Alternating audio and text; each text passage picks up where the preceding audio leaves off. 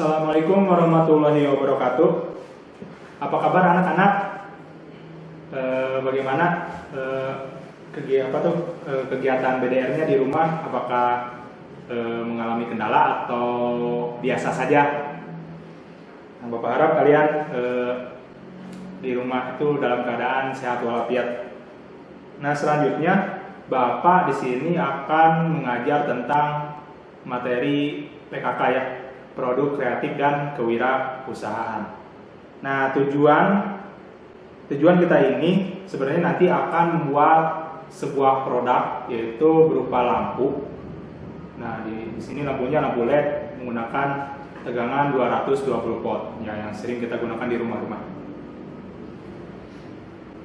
Nah, nanti sebelum kita berlanjut ke materinya, di sini ada beberapa tujuan. Yang pertama, melatih kreativitas dan kemampuan siswa dalam membuat produk barang berupa lampu LED. Terus selanjutnya membuat prototipe. Nah, di sini kita nanti akan membuat prototipe untuk lampu LED. Selanjutnya, jika sudah selesai dalam membuat prototipe, kita bisa membuat produknya. Berikut alat dan bahan yang harus disediakan. Nah, di sini masih bersifat kasar ya, maksudnya.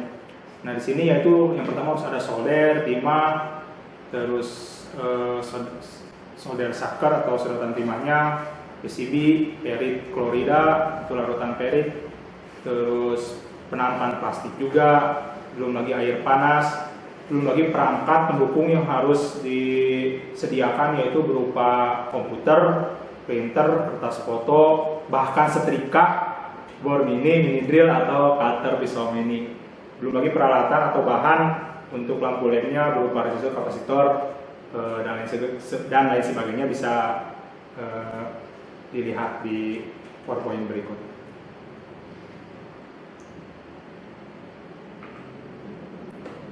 Terus selanjutnya nanti kita akan melakukan pembuatan produk tersebut. Nah, di sini ada beberapa langkah yang harus ditempuh sehingga bisa menghasilkan produk tersebut. Tentu dalam langkah tersebut kalian harus berhati-hati. Nah, terutama contohnya menggunakan larut perit klorida. Nah, itu cukup bahaya ya. Soalnya kan nanti dicampur air panas, terus nanti akan menguap lah seperti itu. Kalau kena mata itu ya sebenarnya janganlah. Nah, di sini ada persiapan alat bahan, terus nanti kita akan buat rangkaian sirkuit lampu LED-nya di komputer. Nah, di sini Bapak mencoba menggunakan software Proteus. Sebenarnya software banyak ya, cuma Bapak akan mencoba menggunakan software Proteus. Terus selanjutnya di sini kita akan melakukan trial and error.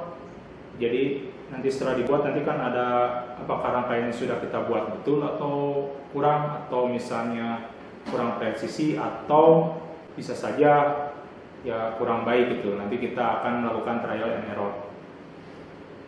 Nah, tentu disediakan juga opsi-opsinya. Nah, terus jika sudah yakin, selanjutnya kita akan membuat layout 3 dimensinya, kemudian terus di print, sehingga setelah di print terus kita menggunakan kertas foto sehingga nanti akan berupa cetakan di kertas foto. Nah, nanti bisa lihat aja, nanti bisa dibaca, dan itu banyak ya. Setelah misalnya setelah beres ada cetakannya, nanti kita dimasukkan ke PCB, kemudian bukan dimasukkan ya, ditempelkan ke PCB, kemudian disetrika, nanti akan menempel. Terus setelah itu nanti kita melakukan meloyang lah gitu di cairan perit klorida. Nah, nanti dicampur air panas sehingga setelah itu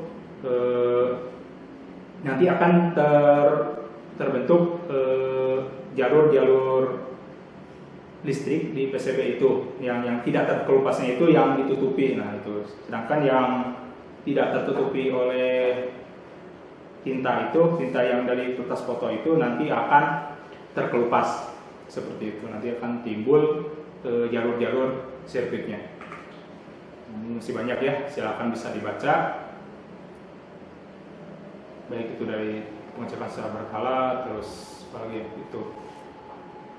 Nah, jika terjadi kegagalan dalam pembuatannya, nanti bisa masih bisa diperbaiki. Nah, seperti misalnya penempelan untuk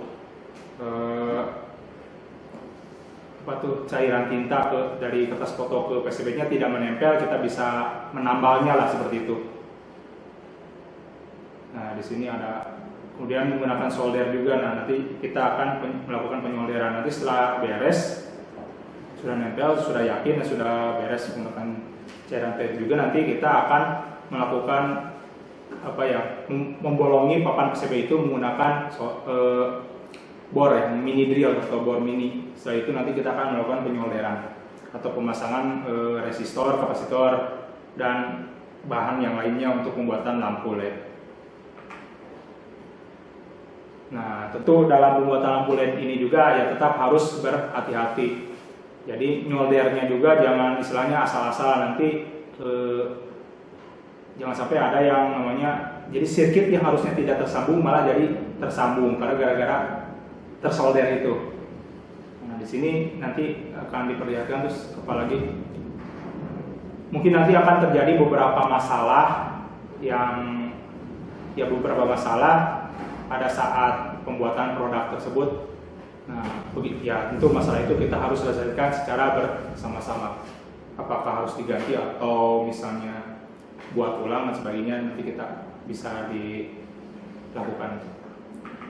Nah, di sini ada skematik diagram. Nah, ini Bapak buat skematik sederhana saja lah.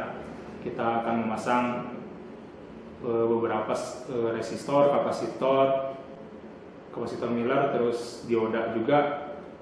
Terus nanti kita akan diberikan input dari AC, kemudian output ke lampu LED. Nah, lebih seperti ini.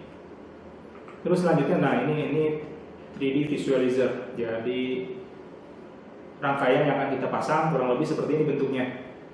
Nah, ini masih dalam bentuk di software ya. Nah, bisa dilihat saja kurang lebih seperti itu. Di situ ada ada input AC, terus ada nanti output berupa DC. Nah, ini skematik capture 3 dimensinya. Nah, nanti kalian kurang lebih outputnya seperti ini terlihatnya. Nah, di situ nanti dioda terpasang, resistor terpasang, begitupun kapasitor. Terus track jalurnya juga bisa dilihat di sebelah kiri. Kalau lihat dari sebelah kanan ya, kalau lihat dari layar langsung. Nah, di situ ada track atau jalurnya. Nah, nanti sirkuit listrik itu mengalir sesuai jalur tersebut. Nah, cukup sekian materi untuk PKK. Nah, itu kan masih kasar ya. Nanti kalian juga kan, resistornya berapa, kapasitornya berapa, ukurannya, terus jalur tracknya seperti apa. Nah, nanti kita bisa lakukan pembuatannya di skematik di Proteus. Tentu itu untuk jalur outputnya juga itu kalian sebenarnya bisa menentukan sendiri gitu. Nah, seperti itu. Nah, jika ada pertanyaan atau misalnya kurang jelas, dipersilakan sekali untuk menghubungi Bapak, misalnya ya mau menggunakan WA atau apapun silakan. Nanti insya Allah jika ada kesempatan Bapak akan berdiskusi lah dengan kalian tentang pembuatan prototipe lampu LED ini. Terima kasih atas segala perhatiannya. Ditutup dengan billahi taufiq wa hidayah. Assalamualaikum warahmatullahi wabarakatuh.